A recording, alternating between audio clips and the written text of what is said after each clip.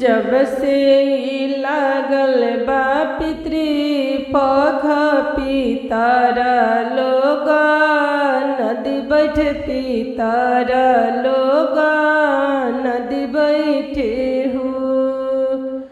जब से लागल पितृपक्ष तब से पितारा लोग नदी बैठे हो। आहे कब अइहे अष्टमी के जे दिनवा बहुआ दीहे पनिया बहुआ दीहे पनिया नु। आहे कब अइहे अष्टमी के जे दिनवा बहुआ दीहे पनिया बहुआ जी उतिया करी है बहुआ जी उतिया करी है हो। भीतरा से बोलेली दुल्हनिया तो सुनी है पीतर लोग सुनी है जी उतिया बाबा सुनी हे जी उदिया मैया हे। भीतरा से बोले दुल्हनिया तो सुनी है पीतर लोग सुनी है जी उतिया मैया सुनी है जी उतिया बाबा हे।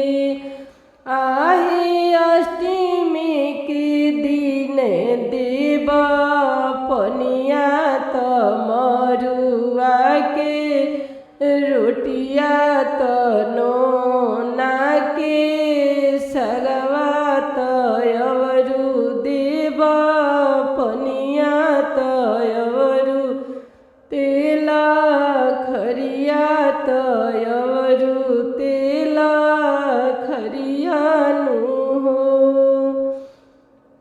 आहे जहिया जे होई है अष्टमी दिनवा तो तहिए देव पनिया तो मरुआ के रोटिया तो नोना के सागवा तो अवरु देव पनिया तो तेल हम खरीदे बहु।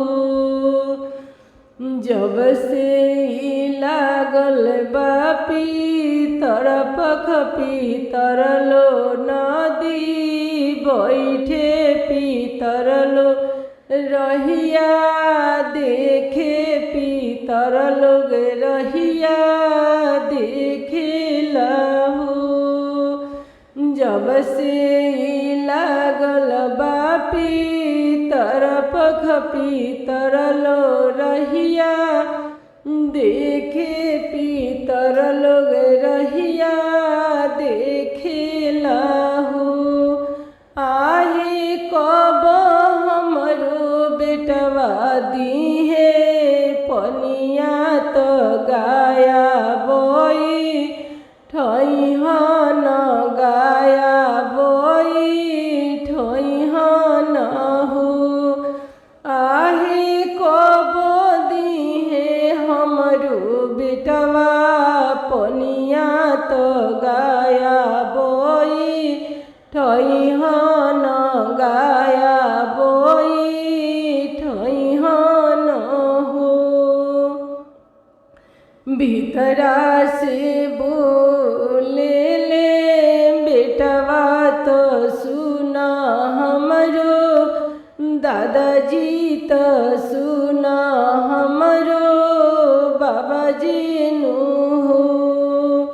भीतरा से बोले ले बेटवा सुना हो हमरो बाबूजी सुना हो हमरो बाबूजी नु हो।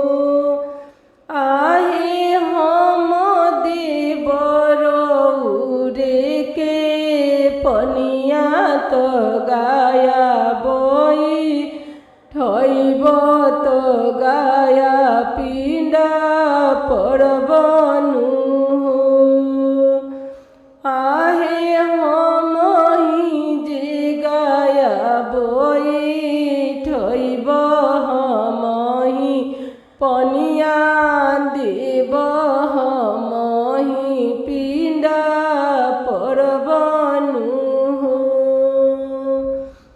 जब से ई चढ़ल बापी तर पख पीतर लो रहिया देखे पीतर लोग रहिया देखिला हो आहे कब करिहे बहु मोर परबिया त दिहन हमके पनिया त दिहन हमके पनिया नु हो जब से लागल बापी तर पख पीतर लो पोखर बैठेला रहिया निहारेला रहिया निहारेला हो आहे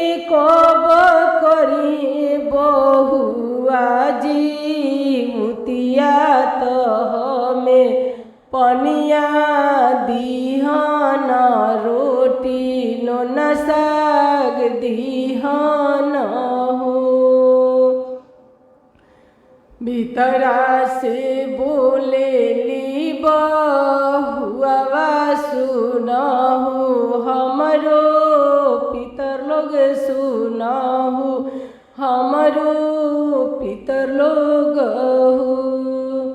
भीतरा से बोलेली बहुआ त सुनहु जी उतिया बाबा सुनहु जी उतिया मैया आहे अष्टमी के दिन देवनो ना सगवा त मरुआ के रोटिया त तेलयरू खरिया नु हो आहे हम देवरौरा के पनिया त भर मुहया शिष देहु भर मुहया शिष देहु आहे बबुआ के